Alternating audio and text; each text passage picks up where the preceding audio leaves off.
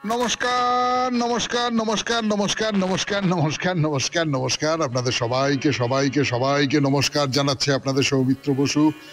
সবাইকে অজস্র শুভকামনা জানাচ্ছে, সবাইকে স্বাগত জানাচ্ছে আজকের এই শরণাগত অনুষ্ঠানে এবং সবাইকে শুভ সকাল জানাচ্ছে।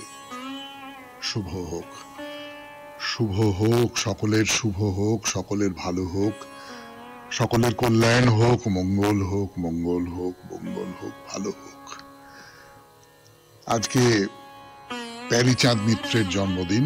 টেকচাঁদ ঠাকুর, তার অনেক কাজ, নানান দিক থেকে তিনি খুব গুরুত্বপূর্ণ একজন মানুষ আমাদের বাংলার ঊনবিংশ শতাব্দীর ইতিহাসে। তার মধ্যে একটা হলো যে তিনি আলালের ঘরের দুলাল বলে একটি গ্রন্থ রচনা করেছিলেন, যেটিকে বাংলার প্রথম উপন্যাস বলা হয়। অন্য একটি দাবিদার আছে তার, হ্যানা ক্যাথরিন মুলেন্সের লেখা ফুলমণি ও করুণার বিবরণ, কিন্তু সেইটাকে পণ্ডিত মানুষেরা বলেন না, ওটা একটা প্রচারমূলক লেখা, ওটাকে উপন্যাস বলা যাবে না। আলালের ঘরের দুলালি হচ্ছে সত্যিকারের প্রথম বাংলা উপন্যাস। তো এই প্যারীচাঁদ মিত্র, তার ছদ্মনাম হচ্ছে টেকচাঁদ ঠাকুর, 1814 খ্রিস্টাব্দের এই 22শে জুলাই জন্মগ্রহণ করেছিলেন। এবারে বেনি মাধবশীলের পঞ্জিকা অনুযায়ী আজকের দিনটার কথা বলি। আজকে 5ই শ্রাবণ 1432, ইংরেজির 22শে জুলাই 2025, মঙ্গলবার, দ্বাদশী। সূর্যোদয়ের সময় ভোর 5টা বেজে 6 মিনিট, সূর্যাস্তের সময় বিকেল 6টা বেজে 22 মিনিট। নক্ষত্র মৃগশিরা। আজকে জন্মে বৃষ রাশি, বৈশ্য বর্ণ, মতান্তরে শূদ্র বর্ণ, দেবগণ। দিনের বেলা 8টা বেজে 19 মিনিট গতে মিথুন রাশি, শূদ্র বর্ণ, মতান্তরে বৈশ্য বর্ণ। রাত্রি 7টা বেজে 39 মিনিট গতে নরগণ।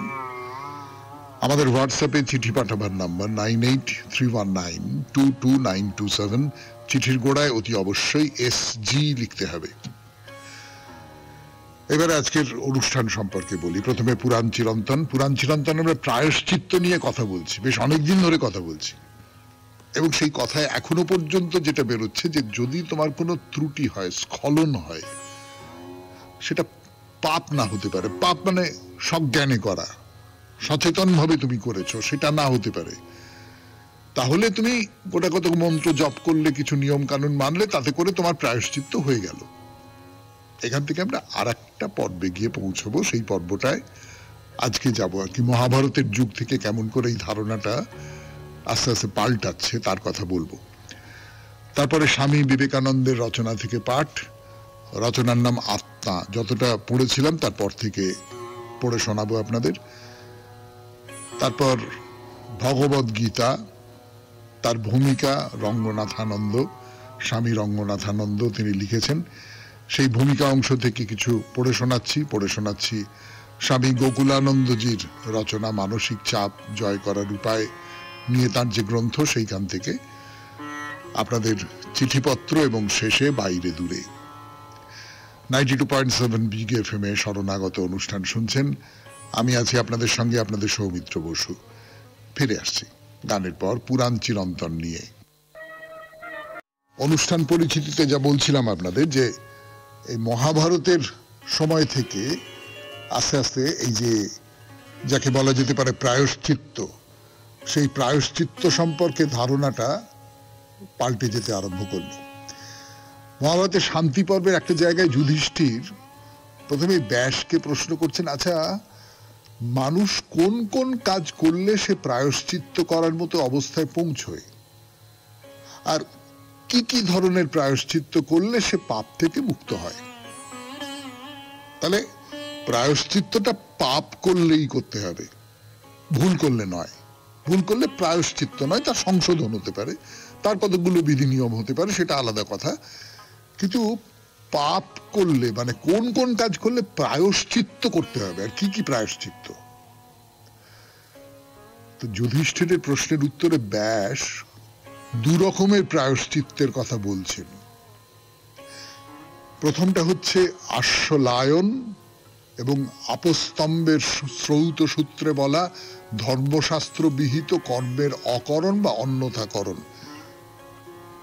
আর দ্বিতীয়টা হলো শাস্ত্র নিষিদ্ধ কর্মের অনুষ্ঠান। এই দুটোর সঙ্গে আরো একটি কথা যুক্ত হয়েছে, যেটাকে স্মৃতিশাস্ত্রের প্রমাণে প্রায়শ্চিত্তের আরো একটা বর্গ বলে ভাবা যায়। বলি ব্যাপারটা পরিষ্কার করে, এখানে যে মানুষ মিথ্যার পেছনে ছুটছে, মিথ্যার পেছনে যে ছুটছে তাকে প্রায়শ্চিত্ত করতে হবে। দুটো মানেতেই হয়। শাস্ত্রবিহিত কর্ম যে করেনি এবং শাস্ত্র নিষিদ্ধ কর্ম যে করেছে, এই দুটোকেই বলা যেতে পারে মিথ্যার পেছনে ছুটছে। অর্থাৎ আমি সচেতনভাবে শাস্ত্র বিরুদ্ধ কর্ম করলাম, অথবা আমি শাস্ত্র নিষিদ্ধ কর্ম করলাম, মানে যেটা শাস্ত্রে বারণ করেছে, আর শাস্ত্র বিহিত কর্ম করলাম না। এই দুটোর মধ্যে তো একটা তফাৎ আছে। আবার এটা করা উচিত, আমি করলাম না, আমি এর বিপরীতটা করলাম, এই দুটো তো আছে। তো এই দুটোই হচ্ছে মিথ্যের অনুসরণ। কিন্তু পরবর্তীকালে এই মিথ্যের অনুসরণের জায়গাটা ব্যাখ্যা করছেন যে অসংযত ইন্দ্রিয় সেবা করা, অর্থাৎ আমি অসংযত হয়ে গেলাম, জীবনযাপনে অসংযত হয়ে গেলাম, আমি ইন্দ্রিয়ের পরিতুষ্টির জন্য এমন সমস্ত কাজকর্ম করতে লাগলাম যে কাজকর্মগুলো আমার করা উচিত নয়। যাজ্ঞবল্ক্য তার স্মৃতিগ্রন্থে ইন্দ্রিয় নিগ্রহের অক্ষমতাকে প্রায়শ্চিত্তের তৃতীয় পর্যায় বলে নির্দেশ করেছেন। অর্থাৎ ইন্দ্রিয় নিগ্রহ করতে হবে আপনাকে, আপনি যদি সেটা না করেন তাহলে সেটা প্রায়শ্চিত্তের যোগ্য বিষয়। শুনছেন পুরাণ চিরন্তনে প্রায়শ্চিত্তের কথা 92.7 বিগ FM এ শরণাগত অনুষ্ঠানে। আরো কথা বলবার জন্য ফিরে আসছে আপনাদের সৌমিত্র বসু গানের পর। ফিরে এলাম গানের পর 92.7 বিগ FM এ শরণাগত অনুষ্ঠানে। এই যে মিথ্যানুসরণ, মিথ্যানুসরণ বলতে কি বোঝানো হচ্ছে? যে বিহিত কর্মের অনুষ্ঠান এবং শাস্ত্র প্রতিষিদ্ধ আচরণের সঙ্গে ইন্দ্রিয় ভোগের আসক্তিকেই মিথ্যানুসরণের পর্যায় বলে বলা হচ্ছে। মানে কাম প্রযুক্ত হয়ে ইন্দ্রিয়গুলোকে তাদের বিষয়ে প্রবৃত্ত করা। এর থেকে একটা কথা বেরোয়, সেটা খুব জরুরি কথা, ভেবে দেখবেন। সেটা হচ্ছে যে কোনো ভাবে হোক আপনাকে কিন্তু আপনার ইন্দ্রিয়কে শাসন করতে হবে।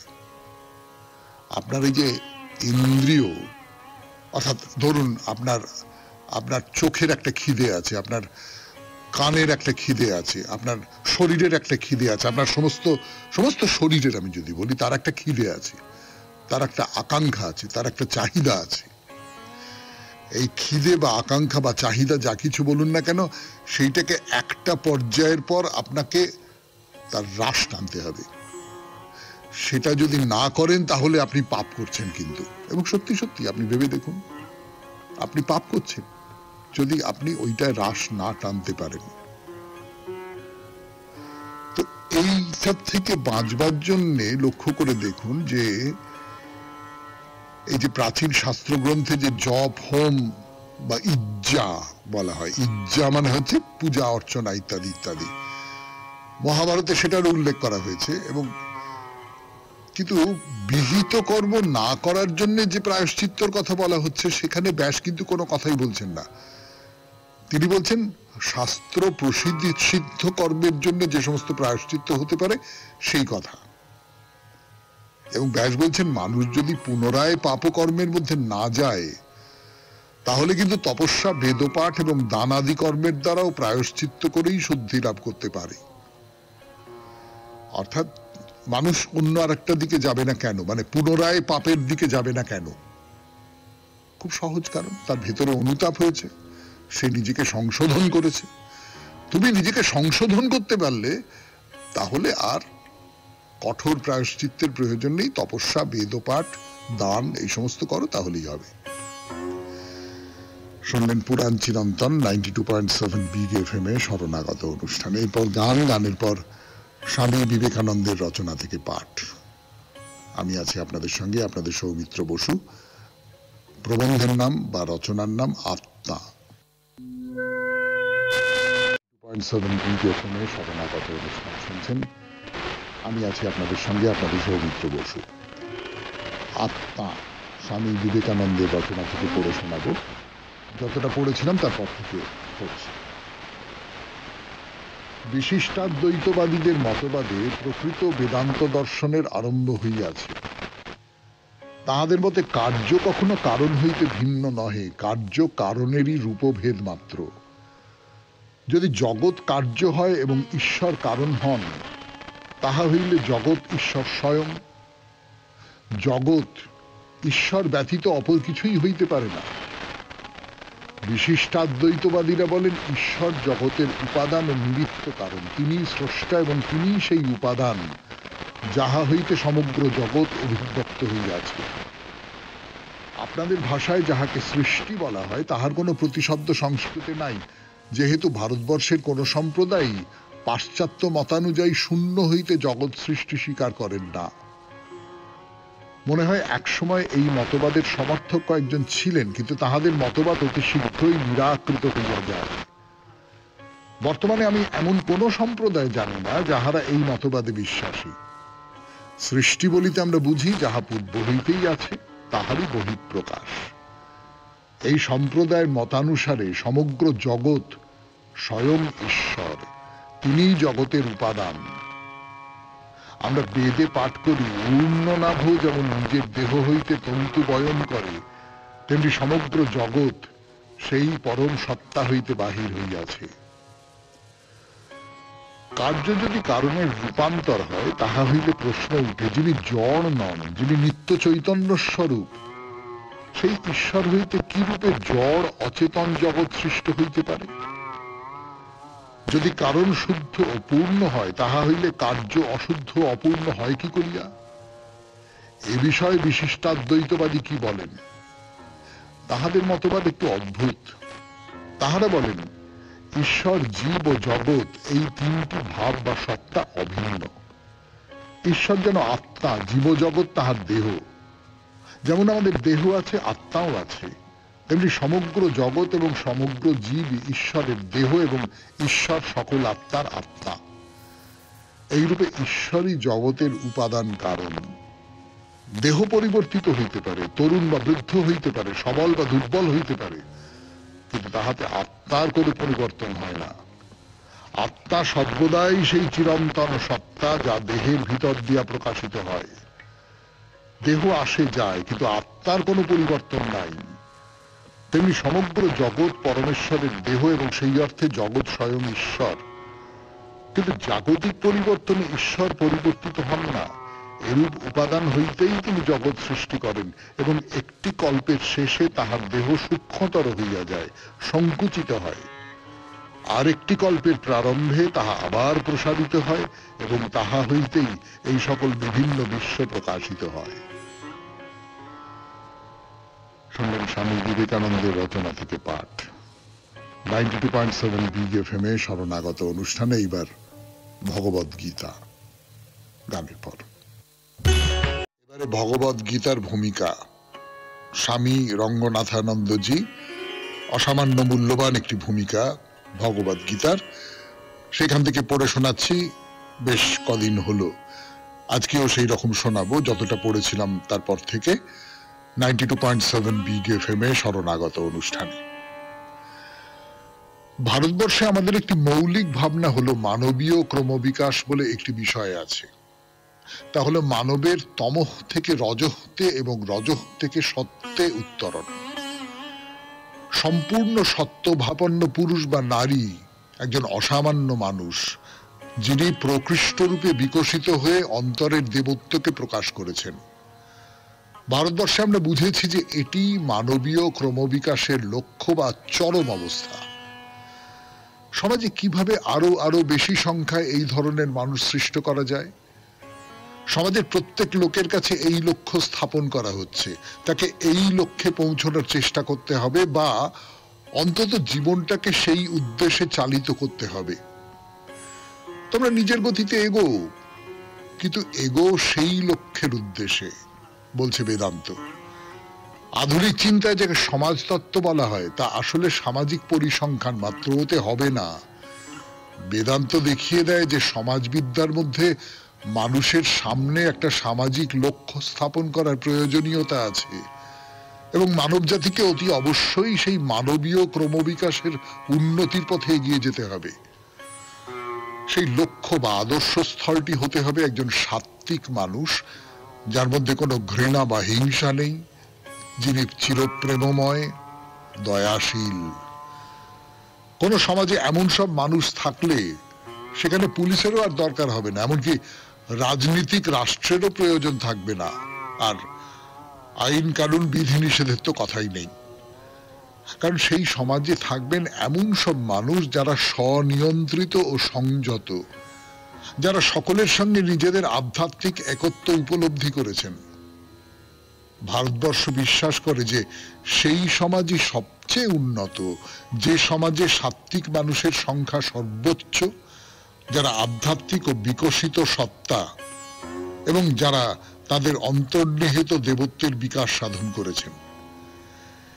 এই রকম মানুষকেই ব্রাহ্মণ বলা হয়েছে। শব্দটির আদি বৈদান্তিক তাৎপর্য অনুযায়ী অশুভ জাতপাতের নিয়মে নয়। 4000 বছরের প্রাচীন বৃহদারণ্যক উপনিষদে প্রথম ব্রাহ্মণ শব্দটির সংজ্ঞা প্রদান করে বলা হয়েছে, যেটা আমি বাংলা অনুবাদ আপনাদের পড়ে শোনাচ্ছি। গার্গী, যে এই অক্ষরকে, সত্য স্বরূপকে না জেনে ইহলোক ত্যাগ করে সে কৃপণ। কিন্তু গার্গী, যিনি এই অক্ষরকে, সত্য স্বরূপকে জেনে ইহলোক ত্যাগ করেন, তিনি ব্রাহ্মণ। শুনছেন ভগবদ গীতার ভূমিকা 92.7 বিগ এফএম এ শরণাগত অনুষ্ঠানে। আরো পড়ব এই গ্রন্থ থেকে, ফিরে আসছি গানের পর। 92.7 বিগ এফএম এ শরণাগত অনুষ্ঠানে, অর্থাৎ যেটা পড়ে শোনাচ্ছিলাম আপনাদের, যে ব্রাহ্মণ কাকে বলে, এবং এই শ্লোকে কৃপণ বলে একটি শব্দ আছে, তার ব্যাখ্যা করতে গিয়ে বলা হচ্ছে, এই অংশের ভাষ্যে শঙ্করাচার্য কৃপণের সংজ্ঞা প্রদান করে বলেছেন, পণের দ্বারা কৃত দাসের মতো দুঃখী। ব্রাহ্মণত্বের আদর্শ সম্বন্ধে ভগবান বুদ্ধ। 7ম খ্রিস্টপূর্বাব্দে ভগবান বুদ্ধ ভারতবর্ষে আবির্ভূত হয়ে প্রেম ও করুণার মহান বাণী প্রচার করলেন এবং স্থাপন করলেন এমন এক সন্ন্যাসী সংঘ, যা জাতি ও সম্প্রদায়গত সর্বপ্রকার বিভাজন উপেক্ষা করে সব শ্রেণীর, সব সম্প্রদায়ের মানুষকে গ্রহণ করল। কিন্তু তিনি ব্রাহ্মণত্বের আদর্শ সম্বন্ধে প্রগাঢ় শ্রদ্ধা ও সম্মান ব্যক্ত করলেন। বৌদ্ধ গ্রন্থ সুত্ত পিটকের ক্ষুদ্রক নিকায়ের অন্তর্গত ধম্মপদের ব্রাহ্মণ বজ্ঞ নামক 26তম তথা শেষ অধ্যায়ের পুরোটা জুড়ে ব্রাহ্মণ্য আদর্শের গুণবিচার ও প্রশংসা করা হয়েছে। সেই অধ্যায় থেকে নির্বাচিত কতকগুলি শ্লোক নিচে উদ্ধৃত হলো। আবারও আমি মূল শ্লোকটি পড়ছি না, আমি তার বাংলা অনুবাদ পড়ে শোনাচ্ছি। তাকে বলি ব্রাহ্মণ, যার একুল অকুল দুটি কুলই নেই, যিনি ভয় থেকে মুক্ত, যিনি বন্ধন থেকে মুক্ত। তাকে বলি ব্রাহ্মণ, যিনি ধ্যানপরায়ণ, আবেগমুক্ত, স্থিতধী, যার কর্ম সমাপ্ত, যিনি কলুষমুক্ত এবং যিনি সাধুত্বের সর্বোচ্চ লক্ষ্যে উপনীত হয়েছেন। যেহেতু তিনি সব অশুভ ত্যাগ করেছেন, সেহেতু তিনি ব্রাহ্মণ। প্রশান্তিতে বসে আছেন বলে তিনি সমন বা শ্রমণ। আপন অশুদ্ধি পরিহার করেন বলে তিনি পব্যজিত বা প্রব্রজিত। তাকে বলি ব্রাহ্মণ, যিনি দেহ, বাক্য বা মনের দ্বারা আঘাত করেন না, এই 3 বিষয়ে যিনি সংযত। ব্রাহ্মণ হওয়া যায় জটা ও গোত্রের সহায়ে নয়, বংশ পরিচয় নয়, জাতির দ্বারা নয়। তিনি ব্রাহ্মণ যার মধ্যে আছে সত্যতা ও ন্যায় পরায়ণতা। শুনলেন ভগবদ গীতার ভূমিকা, স্বামী রঙ্গনাথানন্দজি। তিনি শঙ্করাচার্যের ব্যাখ্যা করছেন, তিনি বুদ্ধদেবের ব্যাখ্যা করছেন। এবার স্বামী গোকুলানন্দের রচনা মানসিক চাপ জয় করার উপায় 92.7 বিগ এফএম এ শরণাগত অনুষ্ঠানে ফিরে আসছি গানের পর। গোকুলানন্দের রচনা থেকে পাঠ। এই যে পরিচ্ছেদটি তার নাম ধ্যানের ফলাফল। পড়ে শোনাই 92.7 বিগ এফএম এ শরণাগত অনুষ্ঠানে। এই অবস্থায় আমরা আর ব্যক্তিতে ব্যক্তিতে কিংবা বস্তুতে বস্তুতে প্রভেদ আনতে পারি না, ভুলে যাই সকলের স্বতন্ত্র অস্তিত্বের কথা। বরং সকল কিছুর পিছনে শাশ্বত জন্মহীন মৃত্যুহীন আত্মার উপস্থিতি সম্পর্কে আমরা অবিরাম সচেতন হয়ে রই। আমাদের মানসপটে সর্বদা সমুজ্জ্বল হয়ে থাকে সেই কটি কথা, চিদানন্দ রূপ শিবোহম। একবার যদি আমরা সচেতন হই যে সমস্ত কিছুই এক শাশ্বত মুক্ত আত্মা বই আর কিছু নয়, তবে আমাদের বলা অযৌক্তিক হবে যে এই ব্যক্তিরা নিছক দেহ মনের সীমায় বাঁধা। যদি আমি আত্মা হই তবে তুমিও তাই, অন্য সকলেও তাই, সেই একই আত্মার অংশ। তার একটি বিখ্যাত বক্তৃতায় স্বামী বিবেকানন্দ ব্যাপারটি খুব প্রাঞ্জল করে বলেছেন, আত্মার দ্বারা আত্মার পূজা। তিনি আরো বলেছেন যে আমরা প্রত্যেকেই মূলত আত্মা এবং প্রত্যেকেরই কর্তব্য অন্য সকলকেই আত্মা মনে করে সেই মতো আচরণ করা। এই চেতনা যদি মনের সর্বোচ্চ ভাগে সর্বদাই বজায় থাকে, সারাদিনই তবে আমরা এক ধ্যানময়তার মধ্যে কাটাবো। সমস্ত কাজই তবে পূজা আর ভালোবাসায় পরিণত হবে। তাই বলে প্রচলিত বিধিবৎ ধ্যানে ইতি টানবার কোনো প্রয়োজন নেই। বিধিবৎ ধ্যান নিঃসন্দেহে অবিরাম ধ্যানের পথে এক অতি গুরুত্বপূর্ণ সোপান, কিন্তু বিধিবৎ ধ্যানই শেষ কথা নয়। সকালে নির্দিষ্ট সময় ধরে আমরা এক গভীর ধ্যানের অভ্যাসের অনুশীলন করতে পারি, কিন্তু সেই ধ্যান পরিপূর্ণতা পাবে স্বামী বিবেকানন্দ বর্ণিত আত্মার দ্বারা আত্মার পূজায়। তখন আমরা এই আদর্শে স্থিত হই যে প্রতিটি জীবই নারায়ণ, প্রত্যেক জীবেই অনন্তের প্রকাশ। স্বামী বিবেকানন্দ একবার ভগিনী নিবেদিতাকে লিখেছিলেন, আমার আদর্শ মাত্র কয়েকটি শব্দে বিধৃত হতে পারে। আমার আদর্শ মানুষকে তার দেবত্ব সম্পর্কে সজাগ করা এবং জীবনের প্রতিটি মুহূর্তে তাকে প্রকাশ করতে সাহায্য করা। স্বামীজির এই নির্দেশ অনুসারে কাজ করলে আমাদের উচিত প্রত্যেককে স্মরণ করিয়ে দেওয়া যে সকলের মধ্যেই দেবত্ব বর্তমান, আমরা সকলেই দেবোপম। তবে আমাদের পুরো জীবনটাই দেবত্বে পরিপূর্ণ হবে। জগৎ সম্পর্কে এক ভ্রান্ত খণ্ড দৃষ্টিভঙ্গি ত্যাগ করে এক সামগ্রিক ধারণার মালিক হব আমরা। তখন আমাদের শ্বাস প্রশ্বাস পর্যন্ত আমরা ব্রহ্মের উদ্দীপন লাভ করব এবং সকলকেই ব্রহ্ম বলে অনুধাবন করব।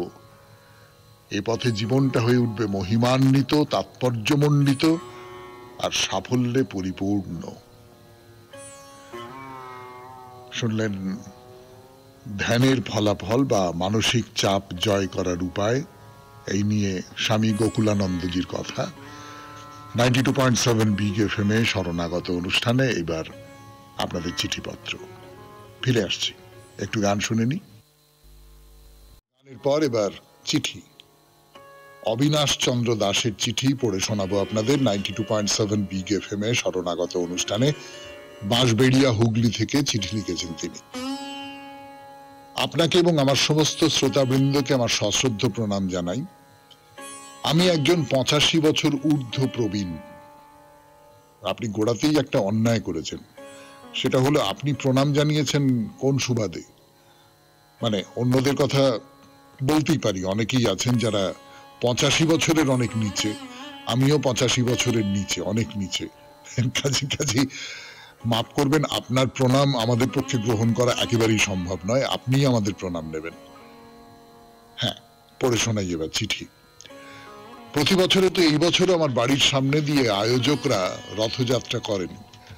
বড় রাস্তার পাশে আমার বাড়ি হওয়ার সুবাদে রথের দড়ি ছুঁয়ে নিজেকে ধন্য মনে করি। জগন্নাথ দেবী একমাত্র দেবতা যিনি তার ভক্তদের দর্শন দিতে নিজেই মন্দির ছেড়ে পথে নেমে আসেন। আমাদের মতো প্রবীণরাও তখন তার দর্শন পেয়ে আত্মতৃপ্তি লাভ করি। একসময় রথের মেলায় যেতাম, দেখতাম নানা ব্যবসায়ী তাদের পসরা সাজিয়ে বসেছেন, বিশেষ করে কত রকম ফুল গাছের চারা বিক্রি হতো সেই সব দিনগুলোতে।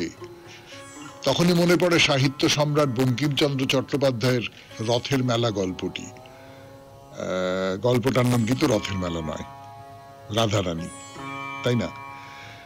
যেখানে রাধারানী নামে এক অন্ধ ফুলওয়ালি ফুলের মালা বিক্রি করছিল, আর এক যুবক তার প্রতি গভীর সহানুভূতিতে পরিপূর্ণ হয়ে বলে, কাল তুমি যেসব মালা নিয়ে আসবে আমি সব কিনে নেব।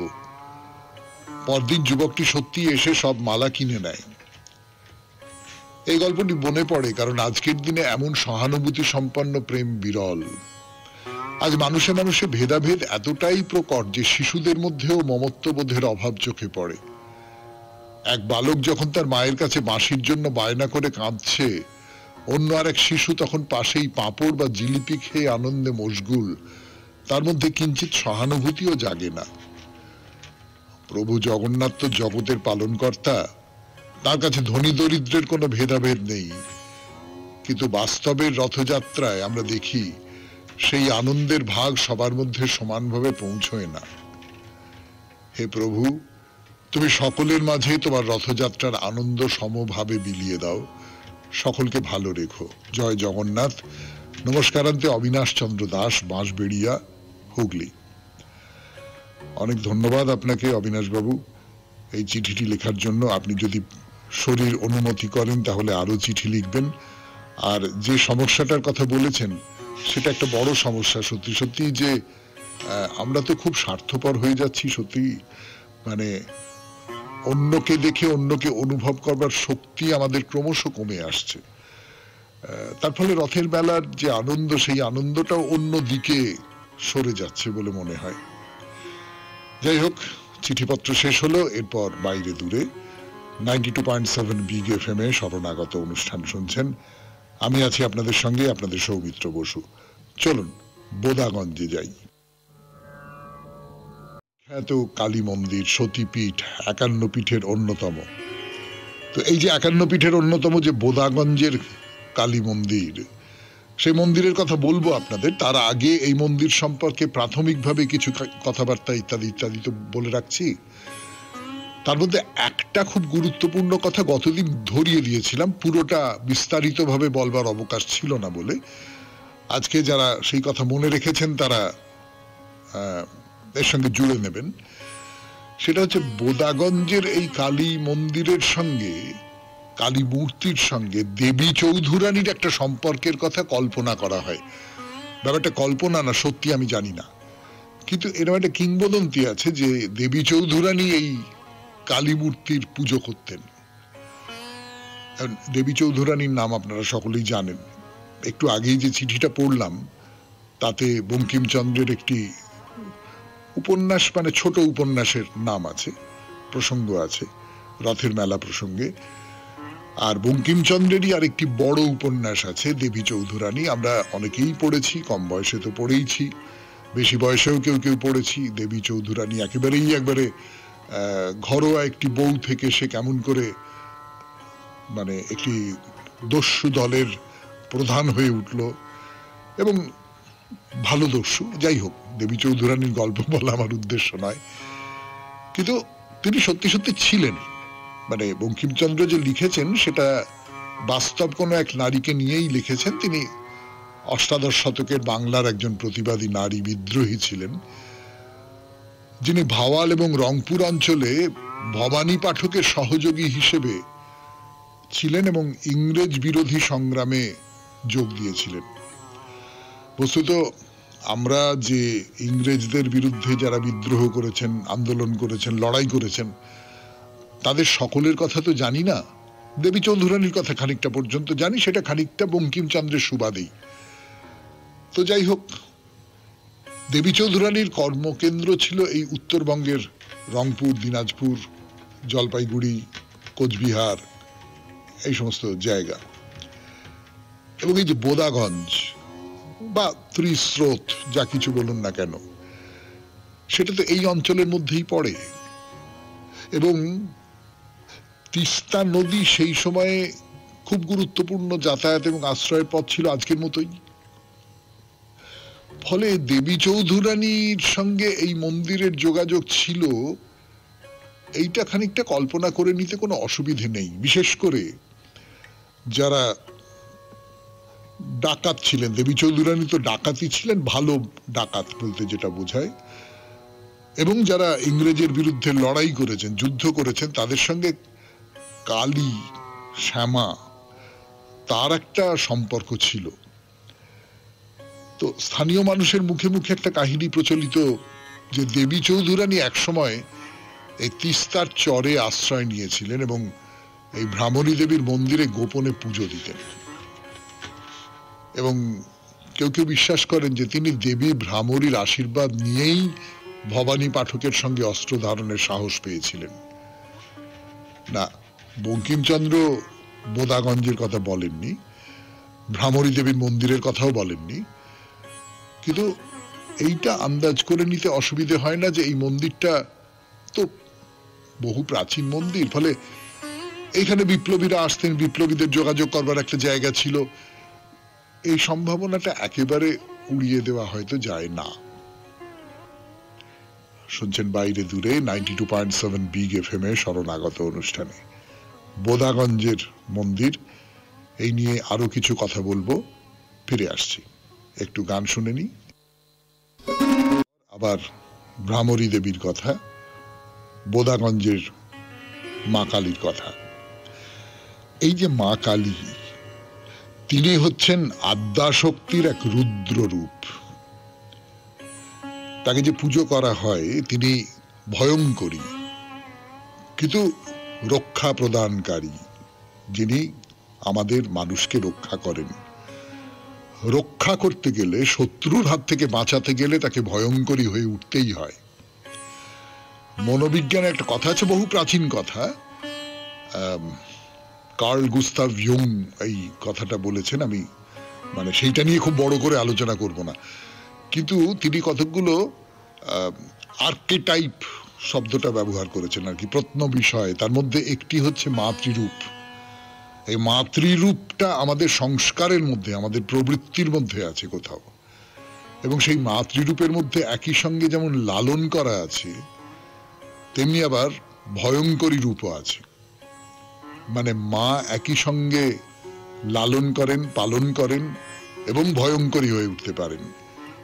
এইটা নারী সম্পর্কে, এইটা হচ্ছে মনোবিজ্ঞানীদের প্রাথমিক ধারণা, একেবারে বহুকালের পুরনো ধারণা। কিছু পুরাণে, যেমন দেবী ভাগবত পুরাণ ইত্যাদিতে, এই ভ্রামরী দেবীর যে রূপের বর্ণনা পাওয়া যায়,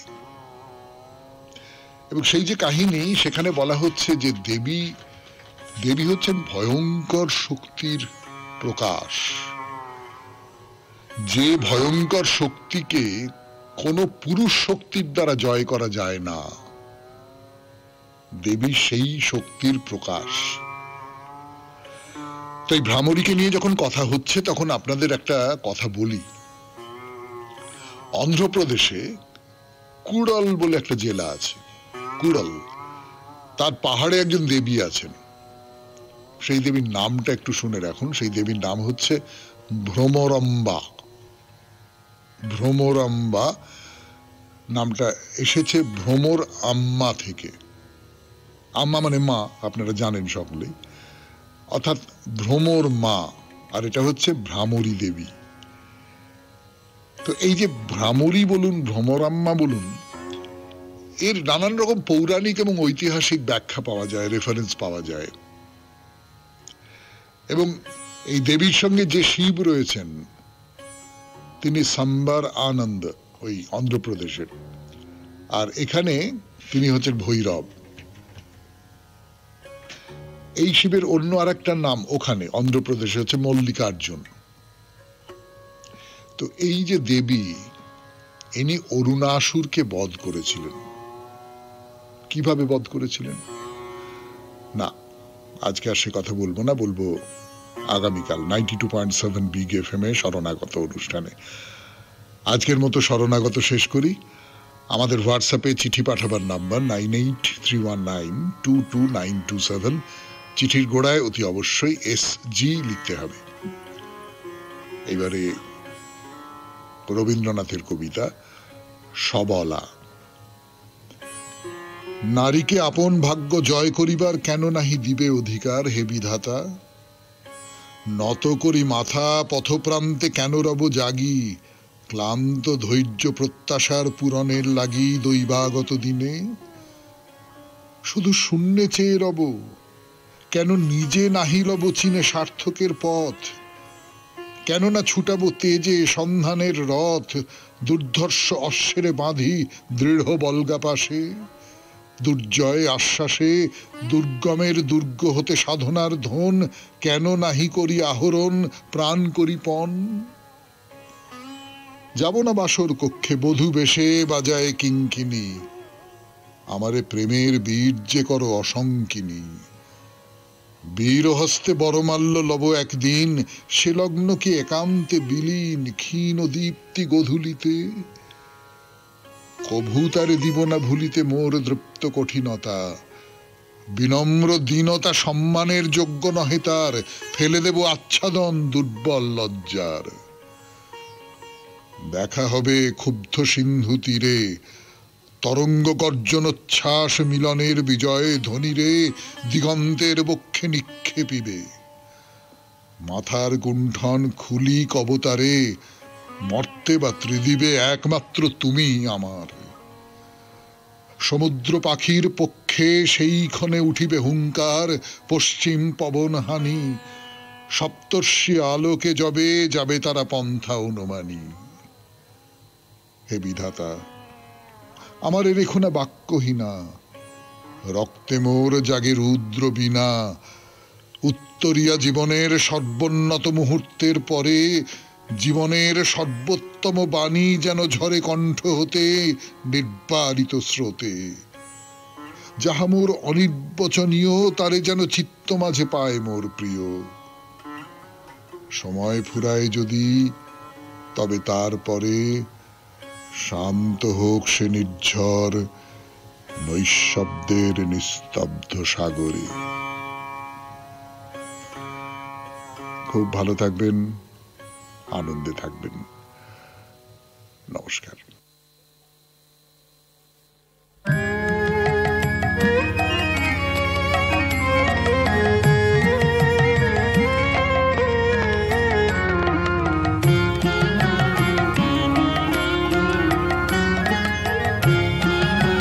নমস্কার নমস্কার নমস্কার নমস্কার নমস্কার নমস্কার নমস্কার নমস্কার। আপনাদের সবাইকে সবাইকে সবাইকে নমস্কার জানাচ্ছে আপনাদের সৌমিত্র বসু। সবাইকে অজস্র শুভকামনা জানাচ্ছে, সবাইকে স্বাগত জানাচ্ছে আজকের এই শরণাগত অনুষ্ঠানে, এবং সবাইকে শুভ সকাল জানাচ্ছে। শুভ হোক, শুভ হোক, সকলের শুভ হোক, সকলের ভালো হোক, সকলের কল্যাণ হোক, মঙ্গল হোক, মঙ্গল হোক, মঙ্গল হোক, ভালো হোক। আজকে প্যারীচাঁদ মিত্রের জন্মদিন। টেকচাঁদ ঠাকুর, তার অনেক কাজ, নানান দিক থেকে তিনি খুব গুরুত্বপূর্ণ একজন মানুষ আমাদের বাংলার ঊনবিংশ শতাব্দীর ইতিহাসে। তার মধ্যে একটা হলো যে তিনি আলালের ঘরের দুলাল বলে একটি গ্রন্থ রচনা করেছিলেন, যেটিকে বাংলার প্রথম উপন্যাস বলা হয়। অন্য একটি দাবিদার আছে তার, হ্যানা ক্যাথরিন মুলেন্সের লেখা ফুলমণি ও করুণার বিবরণ, কিন্তু সেইটাকে পণ্ডিত মানুষেরা বলেন না, ওটা একটা প্রচারমূলক লেখা, ওটাকে উপন্যাস বলা যাবে না। আলালের ঘরের দুলালি হচ্ছে সত্যিকারের প্রথম বাংলা উপন্যাস। তো এই প্যারীচাঁদ মিত্র, তার ছদ্মনাম হচ্ছে টেকচাঁদ ঠাকুর, 1814 খ্রিস্টাব্দের এই 22শে জুলাই জন্মগ্রহণ করেছিলেন। এবারে বেনি মাধবশীলের পঞ্জিকা অনুযায়ী আজকের দিনটার কথা বলি। আজকে 5ই শ্রাবণ 1432, ইংরেজির 22শে জুলাই 2025, মঙ্গলবার, দ্বাদশী। সূর্যোদয়ের সময় ভোর 5টা বেজে 6 মিনিট, সূর্যাস্তের সময় বিকেল 6টা বেজে 22 মিনিট। নক্ষত্র মৃগশিরা। আজকে জন্মে বৃষ রাশি, বৈশ্য বর্ণ, মতান্তরে শূদ্রবর্ণ, দেবগণ। দিনের বেলা 8টা বেজে 19 মিনিট গতে মিথুন রাশি, শূদ্রবর্ণ, মতান্তরে বৈশ্য বর্ণ। রাত্রি 7টা বেজে 39 মিনিট গতে নরগণ। আমাদের হোয়াটসঅ্যাপে চিঠি পাঠাবার নাম্বার 9831922927। চিঠির গোড়ায় অতি অবশ্যই SG লিখতে হবে। এবারে আজকের অনুষ্ঠান সম্পর্কে বলি। প্রথমে পুরাণ চিরন্তন। পুরাণ চিরন্তন আমরা